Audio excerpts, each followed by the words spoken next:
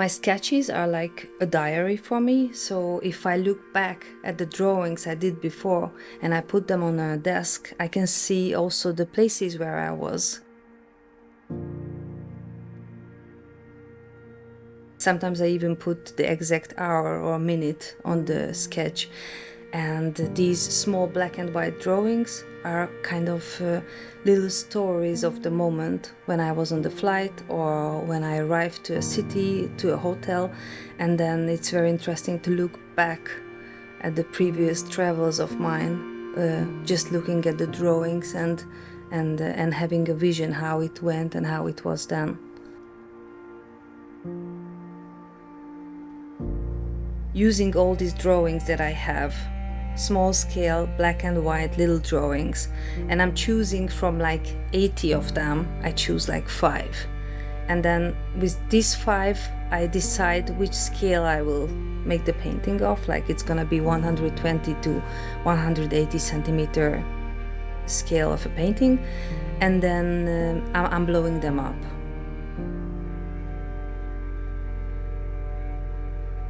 If you ask what is my painting about, I'm always saying that you don't really have to understand it, you should feel it. So it's much more about feelings. It doesn't mean that there is no concept or there is no idea behind it. There is, but that's mine. And as long as you are coming as somebody watching the piece, what I want is that you have the effect on you by the painting, and then you start your own story. In 2019, I was invited for a symposium in Kecskemét, which is here in Hungary, and it's a workshop for sculptors. And I'm not a sculptor, and they invited 2 painters also. They bought us oil paint and they said we have the chance to paint there. But I said if it's a workshop for sculptors, that I will try to do something 3-dimensional. So I started to make small maquettes, so like little sculptures out of paper. And my idea was how I can transform my drawings into the space.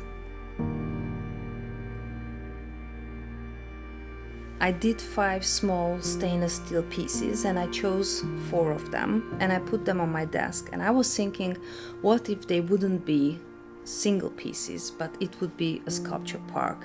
And I was thinking how it would look like if I was like a size of a Playmobil figure, and these sculptures would be like 4-5 meter tall, and I could go inside of the shapes between them. And my idea was if I could put this park of sculptures to somewhere either in the city or outside in the nature. And that was how I started to imagine if I could make something out of this.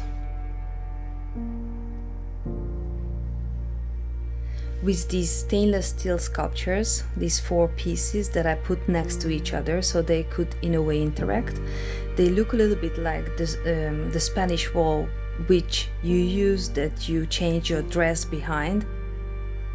It's a little bit like the hide and seek game. So I'm hiding, but at the same time I'm also searching for new perspectives.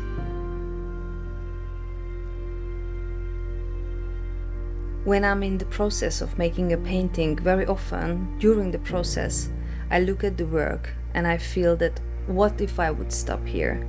And then it's an idea how I could like reduce what I'm showing on the canvas to smaller amount of forms and shapes, and how I could just tell the story with less. So when I was writing my PhD, one part of this essay or thesis was the question of making mistakes.